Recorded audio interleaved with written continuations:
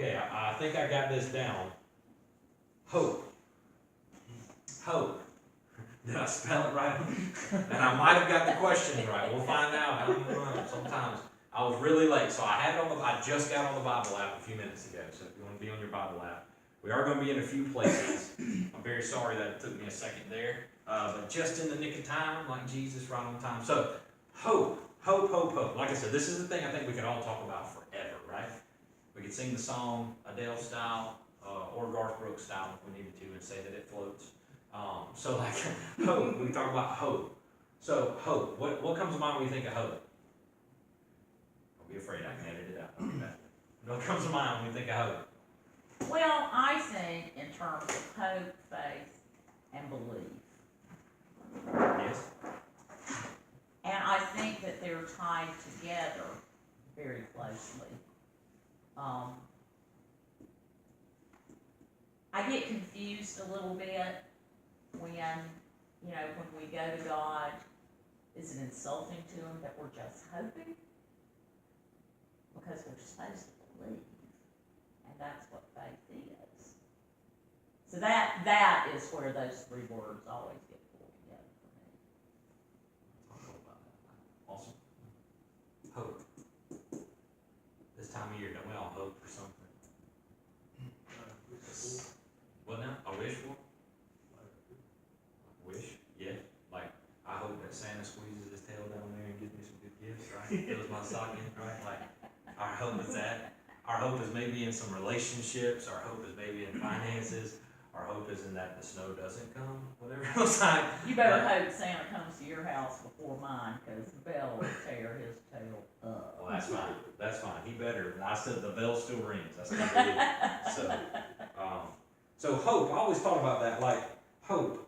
It always made me think our hope sometimes can be crazy. And like the thing is, I said this is one we can talk forever, so I'm gonna try to keep it short and sweet. But I think we could talk forever about the hope of Jesus because we have it. And the thing is, this thing that's so confusing to the world is when we do, it just doesn't connect. And we can't figure out why. It's because they just don't, the world doesn't have it yet. And so tonight I want to share some words to talk about what hope means in the Bible. We're going to look at the Old Testament and the New Testament. But I also want us to have a perspective that maybe, just maybe, we could talk about hope all day long. We could live out hope all day long. But it's obviously Jesus' job to save. But sometimes we get frustrated that those that we love don't get why we have our hope and won't have our hope in. So when I think of hope so many times, I will tell you too, I heard this, I was writing, I thought hope is expectation for something to happen. I hope something's going to happen, right? Like, my hope is that something is going to happen. Something's going to come to fruition. Like, my hope is that. So when I looked it up in the Webster definition, it's literally a feeling of expectation and desire for a certain thing to happen. Like, I hope Santa comes. I hope they bring this. I hope pigs in the blanket are at greenhouse gathering. I hope that croissants are some way, shape, or form there. And yes, trifecta. Like, we made it happen, right? And I love it. Like, or I hope that this person responds back and doesn't ghost me. Like, I hope that all these things happen. Like, we have an expectation for something.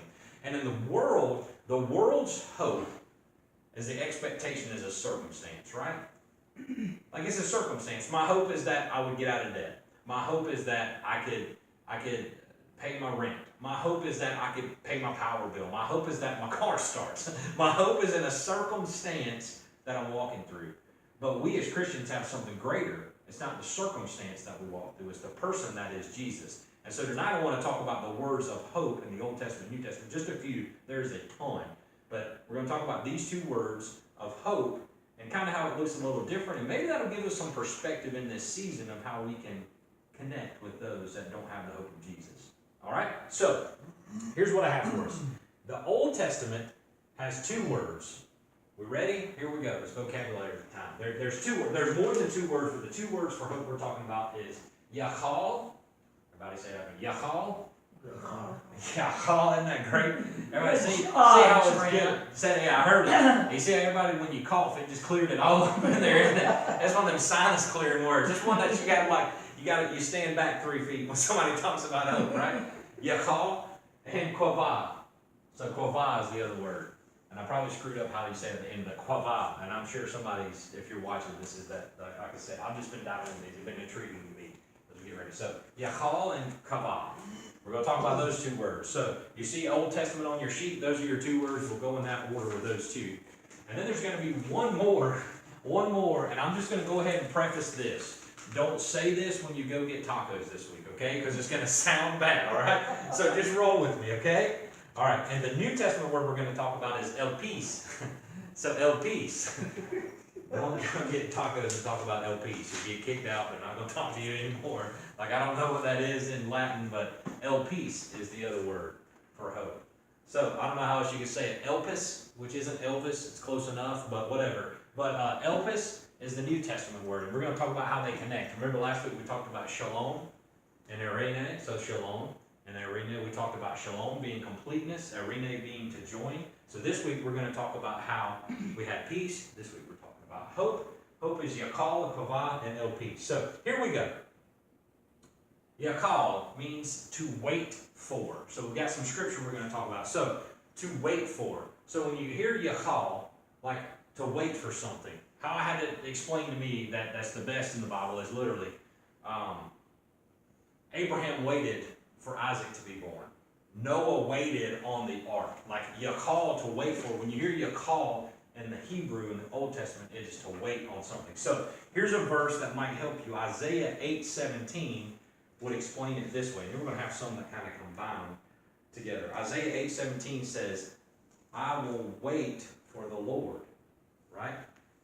Who is hiding his face from the descendants of Jacob. I will put my trust in him. So I will yachal for the Lord. I will wait. That means like you're waiting for something. You're holding on for something. Like we can get that confused with hope a little bit. Like the hope and a hope in a circumstance. But it's not. I'm literally waiting on the Lord to move. I'm waiting on the Lord to move. So Job 32:6 is another example. Job waited on the Lord for all that time after everything was taken away. Job 32:6 says it this way when it talks about Yachal.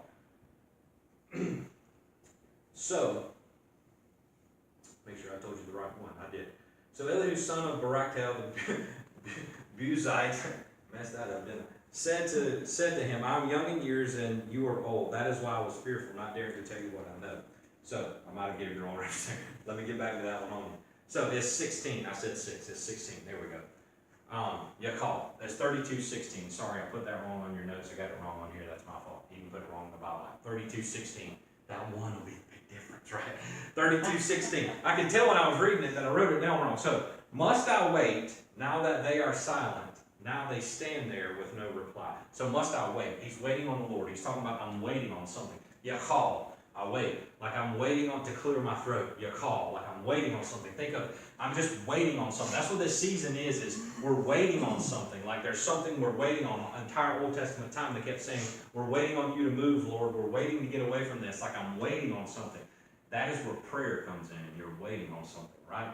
Like that's when I think of prayer. Yachal. I'm waiting on something. Waiting on something. Okay? So, Yachal. We good there? We'll dive in.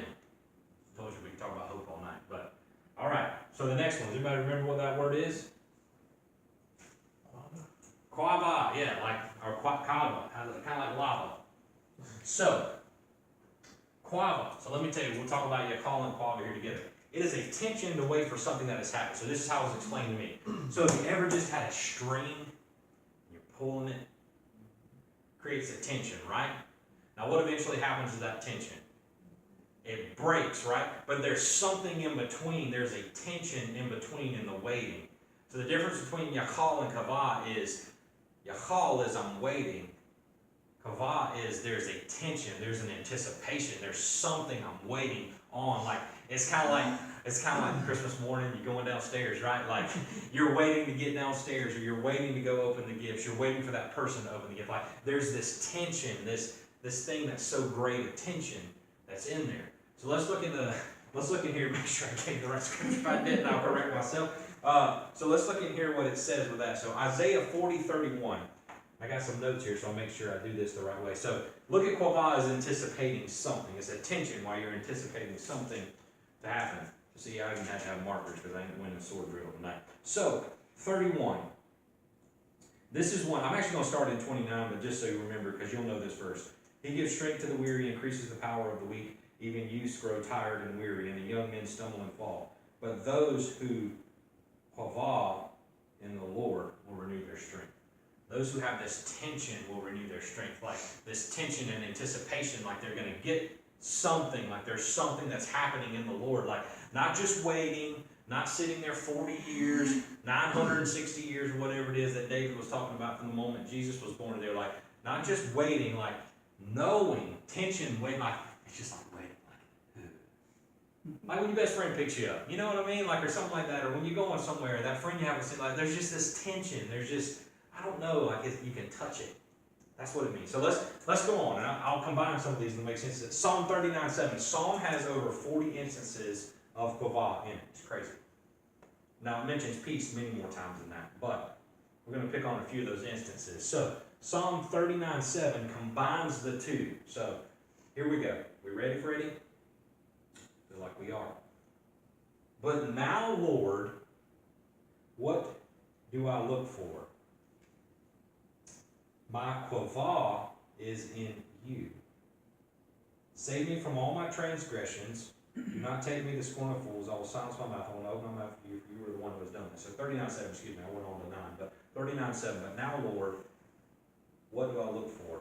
My hope is in you. So instead, he's saying, what is my tension? What am I looking for? Like, my hope alone is in you. Like, it's just this tension. And like he talks next, what it actually is going to be about in the New Testament. Let's go on. 130, 5-7. Just pound you with scripture now. 5-7. Now here we go. 5-7. Here we go. I will kavah. I will wait for the Lord while my whole being waits. While my whole being kavahs. I will kavah for the Lord while my whole being kavahs. And in his word I will put my hope. I will wait for the Lord. More than watchmen wait for morning, more than watchmen wait for morning. Israel, put your Yahal in the Lord. For the Lord is unfailing love, and is with him that is full redemption. So, it's crazy words. We threw some things in there. A word there's not going to be a pop quiz, because I probably fail it too. So I've just been trying to dive into these word studies and try to figure out, okay, so like Old Testament times, we just read this and hear wait when it's translated to English. Even if you're in New King James, you'll see that. Sometimes you'll see hope, sometimes you'll see wait. But in Hebrew, it actually means something, and it's connected to something all the way through. Like, there's reasoning behind it. Like when David's talking about this tension that is to come, this tension to manage, like he knows there's anticipation of something to come, even though it was 900 years later, I think it was, that Jesus was born. Yet he continued to have a tension in the meantime, saying, I'll wait on you. Like his whole life, he has this tension, like God's going to come through. My enemies are against me, but you're going to come through. Things are going to happen. There's this thing that happens, and I wonder, like, how many times can people say that about my hope from time to time? Sometimes it don't feel like that, right?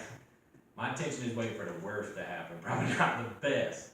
But you see, that's a circumstantial hope, not a hope on what Jesus is going to do or what Jesus is going to go through. So in the Old Testament, all the way through, we see that all of Israel is in Yahal, waiting for God, but they have kavah, an anticipation that something and someone is coming. Their hope is in that. And you look through all of their circumstances, there's nothing that said that that should happen. They were in slavery in Egypt. They go into the promised land. They go slavery to Babylon again. They go into the promised land, it's in ruin. If they go back into the promised land, and kingdom after kingdom comes against them, they're in chains time and time again. And the odds say that they shouldn't be hopeful. But yet they continue to have Yahal and kavah, because they know something is on the way. And that's what this season's about. Something being on the way. And see, the world knows that there's something on the way, because inside of us there's this yearning that something is coming. There's something that's coming. There's something that we need. There's something that's missing. And yet so many times we can be stuck in the Yahal and kavah that we can't move over into this El Peace that it's talking about. So before I talk about what El Peace is, when we talk about hope, when I say it's circumstantial, the world is that. It's wrapped up in the circumstance. It is the word for optimism. That's why I tell you, prosperity gospel-wise, it's not, I'm sorry, there's nothing, if that's what God's gifted you to do. That's why I struggle with that, is because That's a circumstance from following Jesus instead of who Jesus is. And so the world is looking in an optimistic mind. So if, I know we talked about thoughts last week. Well, it isn't all thoughts. It has something to do with where your hope and what it's tethered to is optimism says, I'm going to seek the best in all circumstances. And that is false hope. Are you with me? Am I wrong in that? Am I just being a pessimist? Like, optimism is what the world says. Like, sometimes you're just in a crappy circumstance because you're just in a crappy circumstance. But that doesn't mean that your hope is gone, because your hope isn't in that circumstance. But the world full of optimism would say, oh, you just need to figure out where your hope is. What's your hope? What's going on? Be more optimistic. Be more upbeat. Be more happy. Be ready to go. And sometimes you're just like, I can't deal with that. But it's because your hope isn't in that circumstance. Is that clicking what I'm saying? Like the Well, your world hope is. is in God. Our hope is in Jesus. That's where peace comes in. We're going to talk about what that is. But for all of us before Jesus, we were stuck in this. We were stuck waiting for God, but having anticipation that something better was out there. There's something better for my hope. Like a lot of us fill it with food or drugs or relationships or things or trees or whatever it is. Like we fill it with everything but Jesus. But the world is still waiting in anticipation until they come to their senses on who Jesus is. So in this season, their circumstance is December 25th. But the 26th is coming. And so is the 27th and the 28th. And the rent's due on the 1st, right? Like the mortgage is due on the 1st. And then my hope changes because I got to figure out then my hope is in how much weight I lose, how many times I go to the gym, right? Like there's no coincidence that the true hope of the world is celebrated on December 25th, even though we should celebrate it all year long. Like we point to that in this season, right? But yet on the 1st, the world comes and fills in the hope that's missing and says, well, you know what you were waiting on in anticipation? That treadmill at the gym, because that's all you needed. That's all that made it work, right? Like, that's it. You do it solidly for a month and you fall off because your hope is in a circumstance and in losing weight, not in Jesus. So this is where peace came in. So hang in here with me. Hopefully it's going to make sense. If not, it'll make sense in a minute. Peace, literally, if you look into Greek, it talks about a Greek god, but Paul always talked about peace. It's actually a goddess, peace. And by the way, when I said that about quav in the Old Testament is actually a rope. That's where that comes from. Peace means expectation of eternal salvation. So we as Christians have peace, an expectation of eternal salvation through Jesus. Okay, and this will make sense here in a minute. So we're going to go through the scripture, and then I'm hoping it's going to make sense. If not, then Jesus will work on it, and this is his words, not mine. So I'm just sharing his words. So if it don't work, then I will. I'm just saying. Better have your ears and eyes open because it'll make sense later. So 1 Peter 1:3 talks about this. Praise be to God the Father of our Lord Jesus Christ. In his great mercy, he has given you new birth into a living peace, a living hope through the resurrection of Jesus Christ from the dead. Okay? So a living hope, the living hope that Peter's talking about, the peace, the expectation of eternal salvation, obviously is through the resurrection of Jesus Christ. That is hope in the New Testament. See how it's changed. Hope isn't a waiting, it's not an anticipation, it's a person. We know that that person is Jesus. The world doesn't know that right now. However, we can share him with the world and point the world to him and everything the world's going for him when we understand that the world is waiting with anticipation that something better is to come.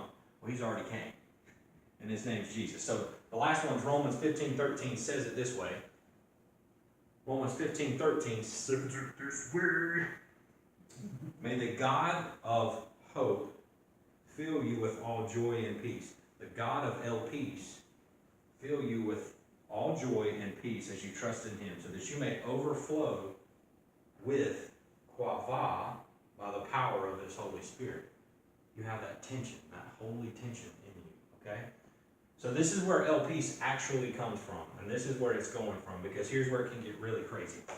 So peace, when it's talked about in the New Testament, and when Paul and Peter both are talking about it, it actually to the Greeks would have made sense. We talk about it in expectation of eternal salvation. It actually was a door.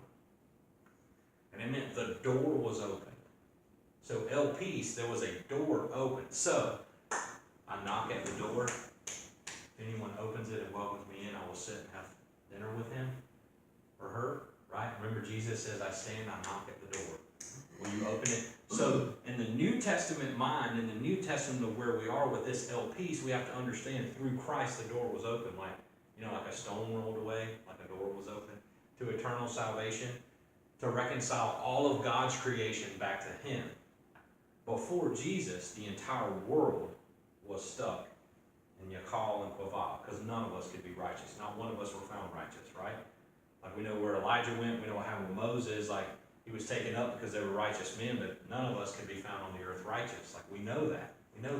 So our anticipation is, well, someone's got to step in for my righteousness, and that's Jesus. He opened the door for that. He is the bridge to hope for that, right? That's where we are. So to the Greeks, when this was written, they didn't just read it as hope. They didn't just read it as a circumstance. So many times in our world, we hear hope because we watch those wonderful Hallmark movies or we watch those things and, oh, I hope the angels win the pennant, or, oh, I hope this, I hope that, I hope this, I hope that. And so we say, no, you need something more. You need salvation. You need Jesus. But the world doesn't, that Jesus doesn't mean anything to them.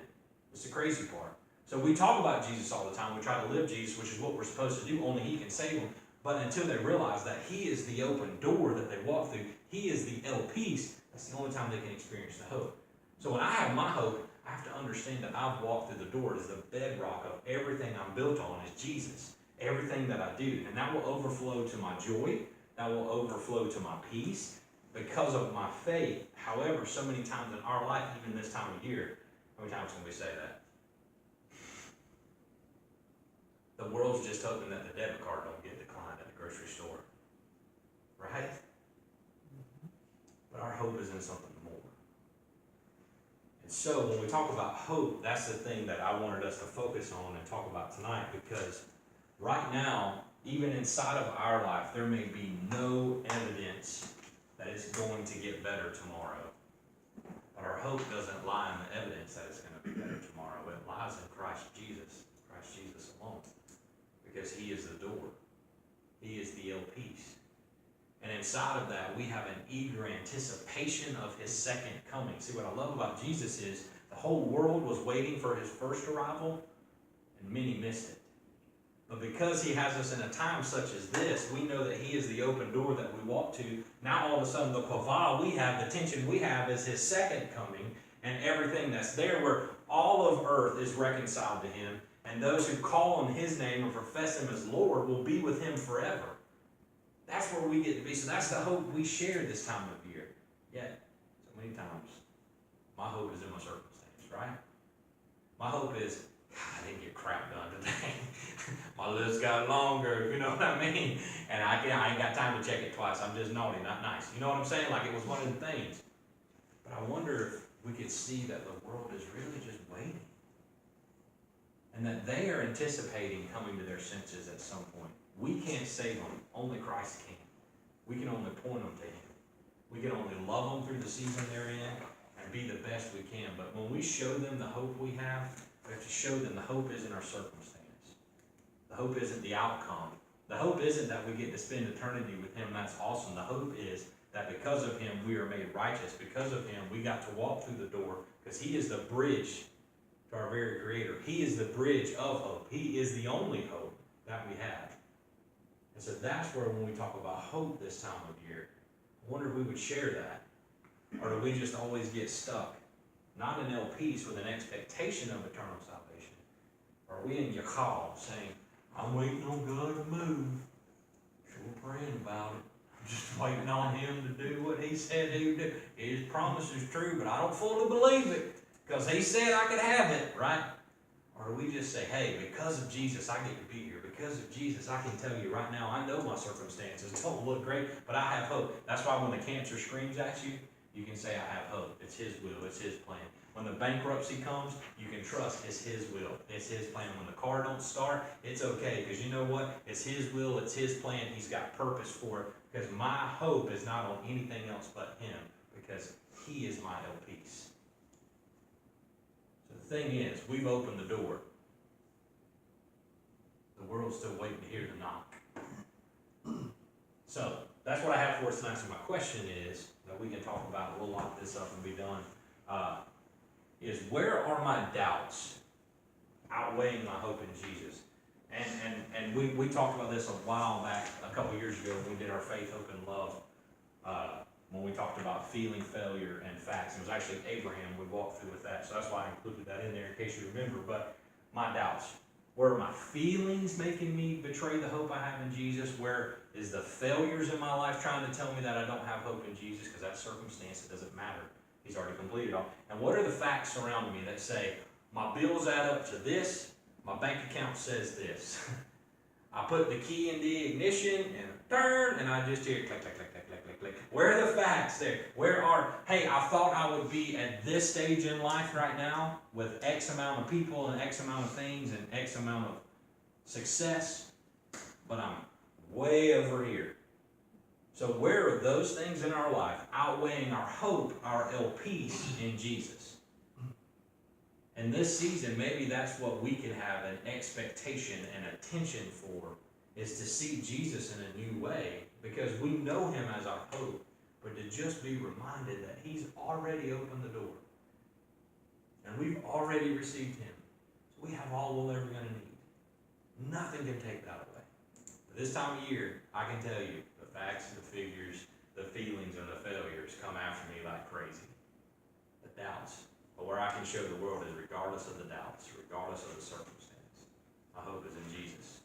Not a thing. My hope is in Jesus. So,